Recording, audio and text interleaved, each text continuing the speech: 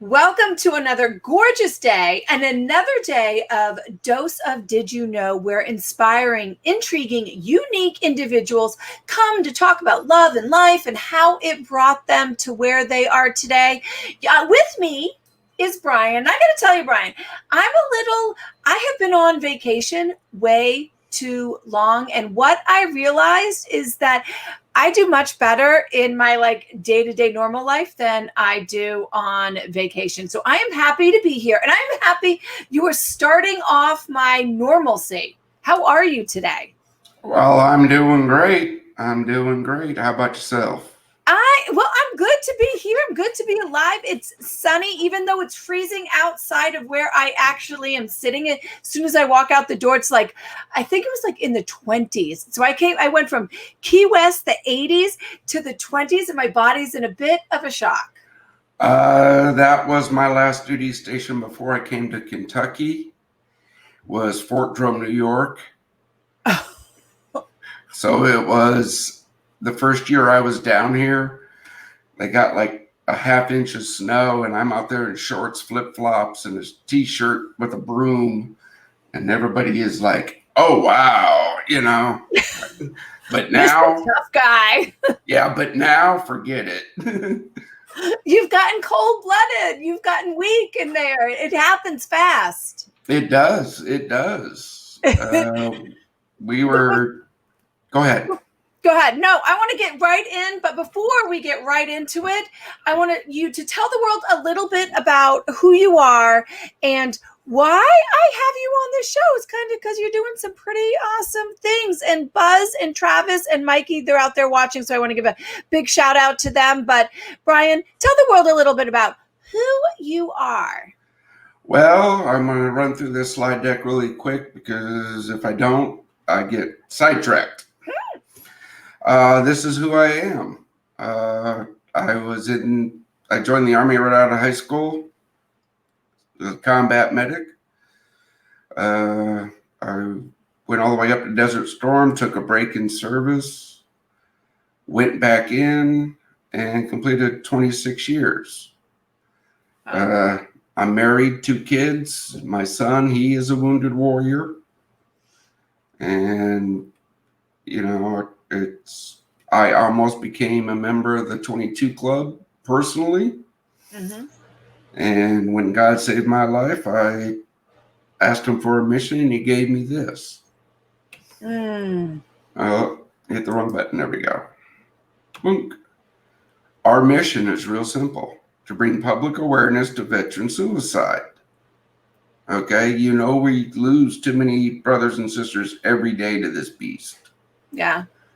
And to assist veterans in coping with the stresses and difficulties of transitioning from active duty to civilian life. We are a faith-based, scripture-oriented 501c3. Mm-hmm. This is why we're in Western Kentucky. We got a little problem down here. Yeah. See that little black spot? That's where we're located. Okay, yeah. Never complain about a problem unless you have a solution, right? That's right, or you just add to the problem. That's it. Well, our solution is Fort Hope. Okay, at Fort Hope, we're going to help up to 100 veterans for a year. But we got to start small, and we have been blessed here in the past month. Forward Operating Base Rush. This is located in Makanda, Illinois. This 20 acres with a 3,000 square foot building was donated to us. Wow. Yeah, praise. It used to be a Christian daycare. So all the toilets are 2 feet tall. It is named after Sergeant Courtney Rush. This is her right here. Yeah. She was one of the 22. This is how we're going to name our forward operating bases, by a veteran from that state. Mm-hmm. Because I will not let the world forget, my brothers and sisters, that lost the fight to the demons. Yeah. Okay. As you can see from some of the pictures, the building's a little rough, right? But I am so grateful that you brought me onto this show so we can share this mission and get our name out there. Mm-hmm. I will never authorize $10 million for an ad campaign. Yeah. That's just not how it works. This is what it can be. Wow. Yeah. Okay. 12 veterans, single veterans right here. 2 veterans right here with their families. You don't see it on this, but there's a playground right over here that we're going to fence in. Dining hall, we got to build. Right. This is why this next view is important. These are what we're going to put on our facilities. We've already married up with Emerald Counseling. They're going to provide our counseling from children all the way up to, as old as they need. Right. Right. We're going to teach them a trade with Veterans Resources. I'm bringing in people that's going to teach our brothers and sisters, instead of kicking in a door and throwing a hand grenade, right? There's another thing. Mm-hmm. I'm super proud to announce this last one here, Cassidy's Cause. For years, they've been trying to get a veterans equine therapy program up and running. We're going to do that on Fob Rush. We're going to build a barn. It's going to hold about 8 horses. They're going to come up and train my brothers and sisters on how to become an equine therapist. Right? Yeah. Have you ever done any of that, yoga with the horses and there's all these different things. Have you ever experienced that yourself? No, I haven't. Okay. Well, I have to tell you just this quick story about why I'm so happy you're doing that and how powerful that is. So, not a yoga person and I'm not a horse person, really. Not at all, actually.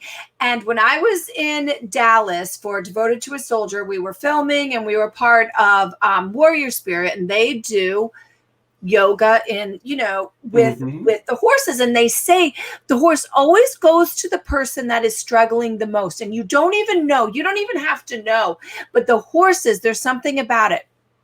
But let me tell you, Brian, before we even got started, we're walking and I'm going in the barn and I'm meeting them. I broke down in tears. There was something so powerful and emotional about it. They just brought it out. It caught me so off guard. I remember going up to my my partner Joyce and my producer Chad, and I was crying. I'm like, oh, this is the most powerful thing I've ever felt. I do not know why I'm crying hysterically. It was like this release of something. So that's very exciting. That is, I don't know. And that gives me goosebumps along with everything else you're saying. I get that when I go out to my shop and I weld, I grind, that's my therapy. Okay. That's mine. This is one thing about our facilities. We don't want to take any government money, because if one of my brothers and sisters comes to me and says, hey, I think this is going to help me, right? As long as it's legal and moral, and we can do it safely, we're going to try it. Right. I don't want anybody to come in and say, that's not a recognized therapy. Everybody has different therapies. I agree with you. All right, continue on. I didn't mean. Okay. We got to get through so I can. Get through so we can talk. Okay. What sets us apart? Real simple. I get hollered at because I put that info out here. These are other VSOs, Veteran Service Organization. Those are their CEO's salaries. Right? I'm down here at the bottom. Transparency, people. All the way through. right? Yep. None of our leadership team takes a salary. Our goal is 90% of every dollar going towards the mission. Mm-hmm. Funding has been tough. Yeah. Okay. All of our events this year have been canceled. We've had some private donations. That's why we're still operating. But Right. this bottom right here is where we need help. We need people to become that $22 a month patron for us. Yeah. Okay. $22 a month, 71 cents a day. Okay. I'm sorry, but in order to get that 90%, I can't send you a t-shirt. I can't send you a koozie. You can go to our store and buy one. Right. But right. Well, facts are facts. Yeah. You know, money's money. The bottom line's the bottom line. Mm-hmm. How you can help? You can donate a one-time donation. This patron is what really is going to make us grow fast. That $22 a month. Right. Our volunteers, right? They're great people. They do more, some do less, but hey. And right here is what I try to tell everybody. Working together, we can do more. That's right. These are our sister charities. Picking on a Soldier's Heart. They take veterans here in the local region out hunting and fishing and kayaking and all that stuff on the weekends. Hugs Project of Western Kentucky. They send packages over to our deployed brothers and sisters that don't get mail. Right. So that's a big morale boost, right? As we say, they take care of them downrange. We're going to take care of them when they get home. Yep. Eric Horner and A Tank Full of Love. Unfortunately, this year he had to cancel it due to COVID, but he travels around to the military bases. He's a great gospel singer. He's actually wrote us a song. It's great. He's still working out the fine details on it. Vets for Warriors. If you need to talk, they're the people to call. We're not set up for it, and I'm probably never going to get set up for that because they're already doing an excellent job. Yeah. You know? Yeah. Again, this is how we save money because we're not going to do it all. We're going to do our niche and work with others. Mm-hmm. We already talked about Cassidy's Cause. VFW, I'm going to put out here because if it wasn't for them picking us up on their Still Service campaign, we wouldn't have got on the news channel and we wouldn't have got this donation of the land. Yeah, I'm a big VFW fan. I'm like in the auxiliary of 4575 in Tennessee. That's my VFW. I'm like, okay. And then the question I put out there to everybody, will you join us in this fight to end veteran suicide? Okay, you get a big screen now. Let's talk.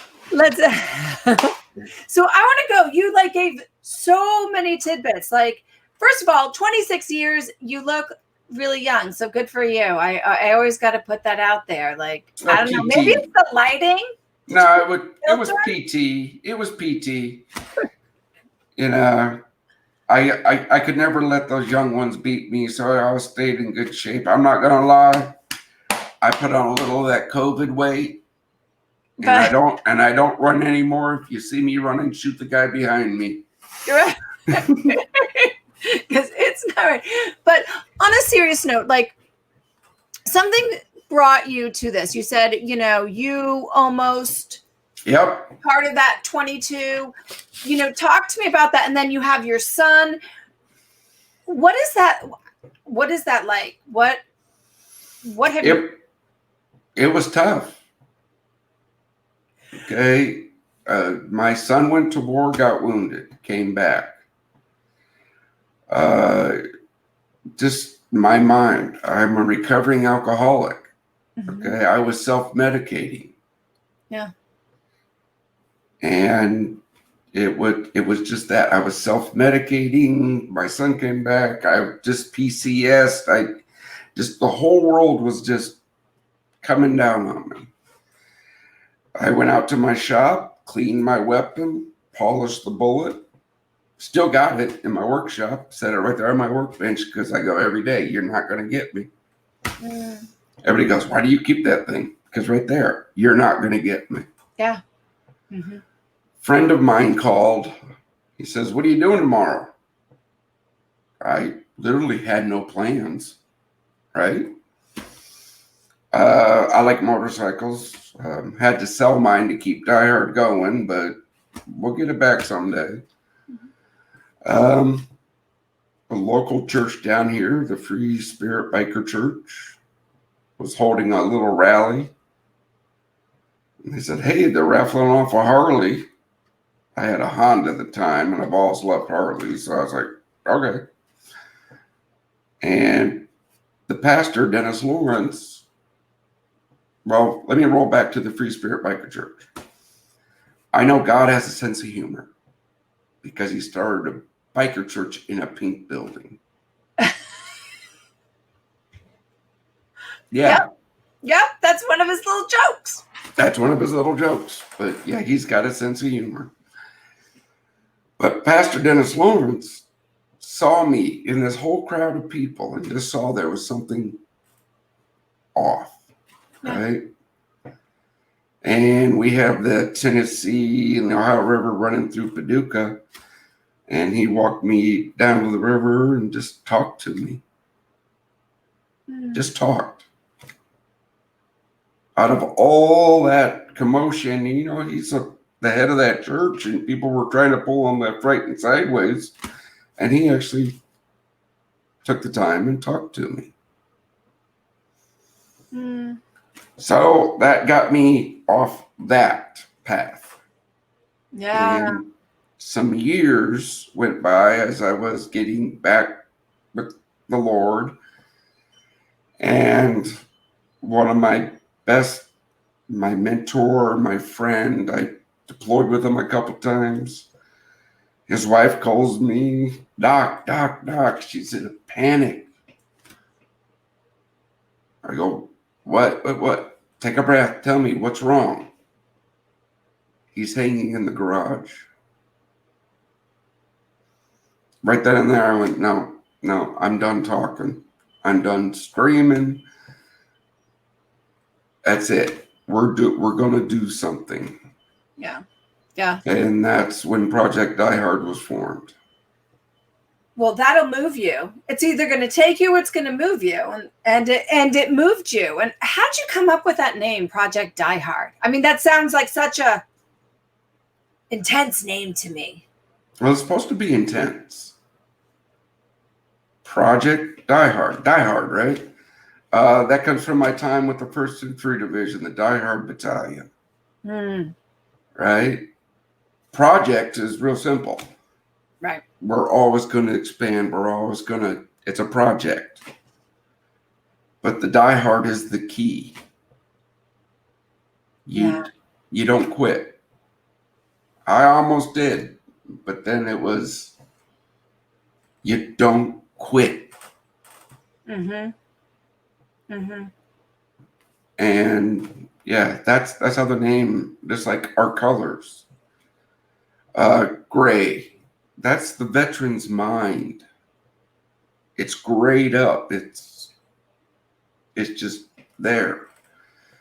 The black, right? That's mourning of what we lose. The 22 red. That's the blood we spill every day. My brothers and sisters every day. Yeah. There's your soul is in this. It's your heart, it's your soul, it's your, not just your brothers and your sisters, but it's your family, it's you. Did your wife and your son see a change? Is your, in you? What was their world during all of this? How did they interact with you? Or were you so detached that? I was so detached. I was so detached. I was. Look. I'm lucky my wife stuck by my side. Yeah. She goes, "Hey, we're doing this." I'm like, "Okay." A lot of my friends say, "Hey, you're whipped." No, I'm not. I look back. This woman raised my kids, ran my house on multiple deployments. That's not being whipped. It's called respect. Yeah. Okay. Our spouses that support us are the rock upon which we're built. Mm-hmm. Okay. Some rocks are shale, some rocks are granite.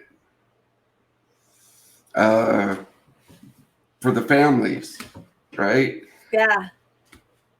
I got a call about a year and a half ago from a veteran. He was out in California. And he goes, "Are you guys real?" And I went, "Yeah, we're real." Is Fort Hope real? I said, "I'm working as hard as I can to make it." But after chasing that rabbit down the hole, come to find out, here's a veteran, 80% disabled, living in a minivan with a wife and 2 kids. I went back to my board and said, "Hey, we're doing families." Right. Yeah. Why? Because you have to. That's, Well, you can't be faced with something and then make an excuse of why you can't make that happen. Well, no, how about this? So this veteran, yeah, we could pull him out of his family, stick him in a program, and right.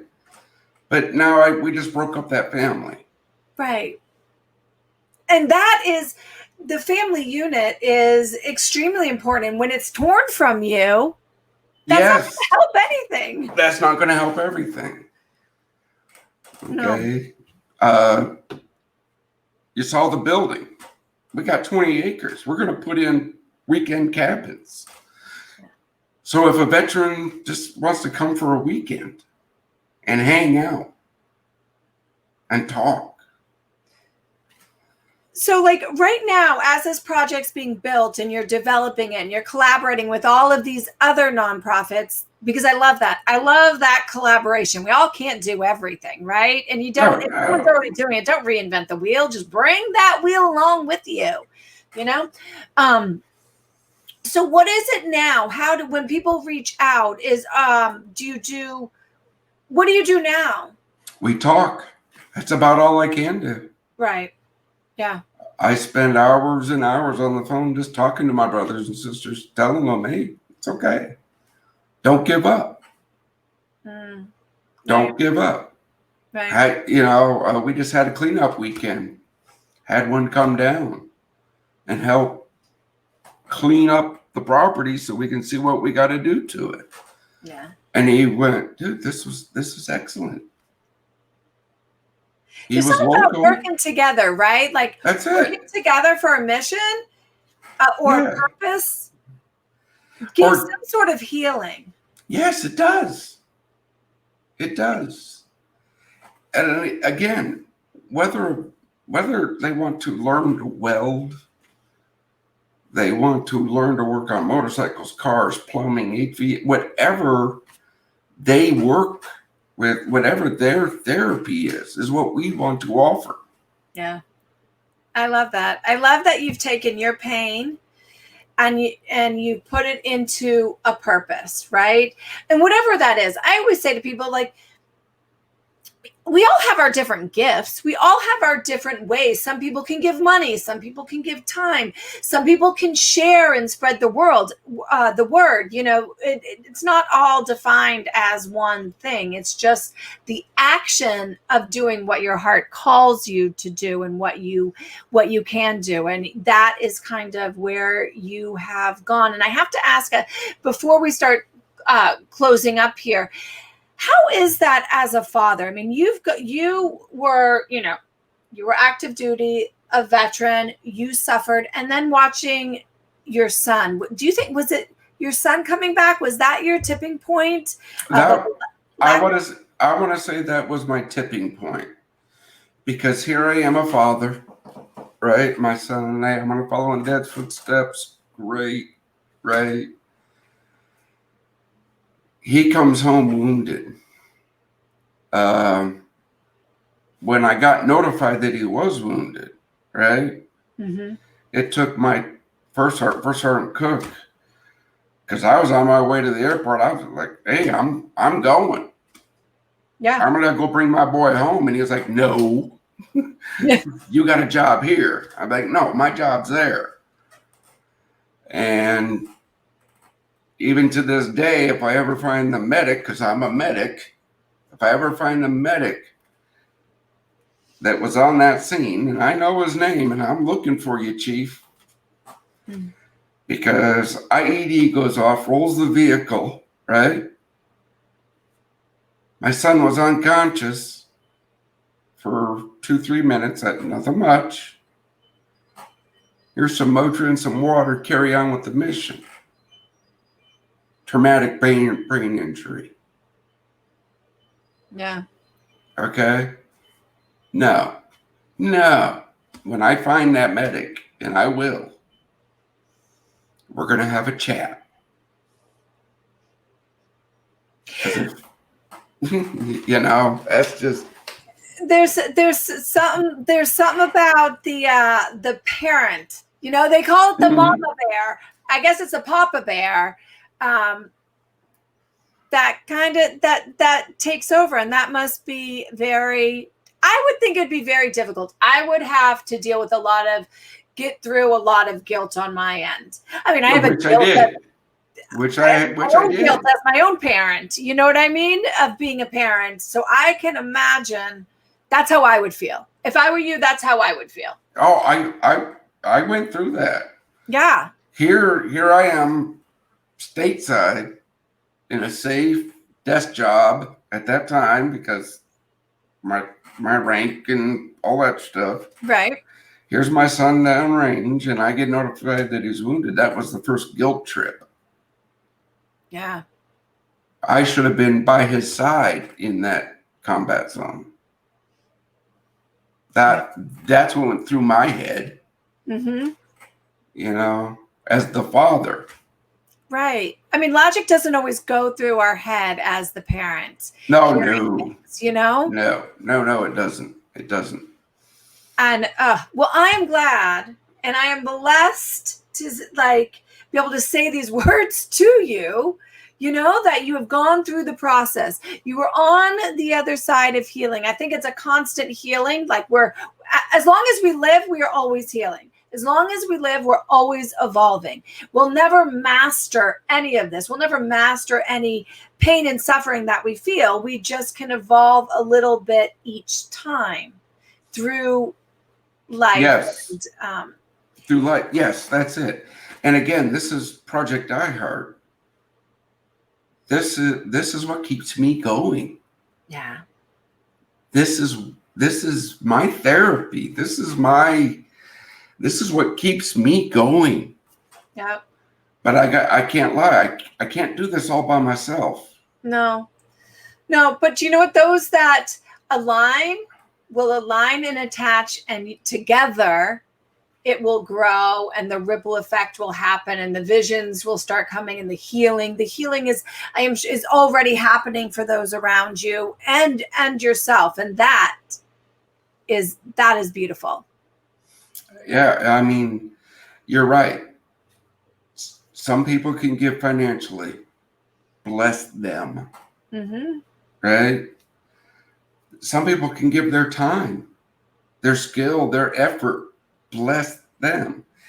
And even if somebody goes to our Facebook page, Project iHeart 22, likes and shares us, bless them. Yeah. Because getting our name out, we will find those people that will come partner with us and help us get these facilities up and running. True. And before I let you go, because the show has come to an end, I ask that you answer this last question from your heart with the first thing that comes to your mind. Don't overthink it or read into it. Is in this moment right now, Brian, what does love mean to you? Love means to me sacrifice. It means love means sacrifice. Yeah. Because when you love something, well, I'm going to go back to an agape love, what comes from God. Yes. Look what he sacrificed for us. So to me, love is sacrifice. Mm-hmm. I love that, because sacrifice can mean so many levels and in so many different depths. So it is that sacrifice.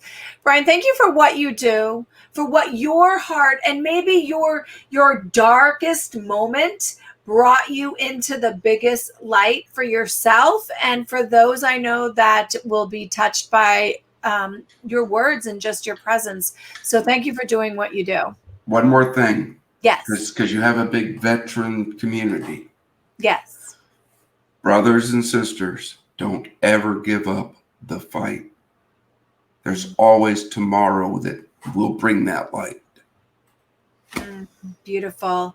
Beautiful, beautiful, beautiful.